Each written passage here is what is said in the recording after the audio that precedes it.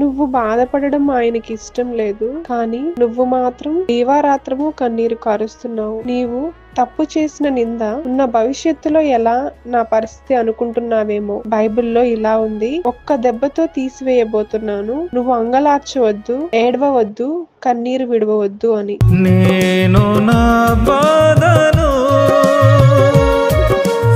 ఎవరితో ఎలా చెప్పను నా ప్రభువా, నా కళ్ళల్లో నా కన్నీరు ఎలా ఆపను.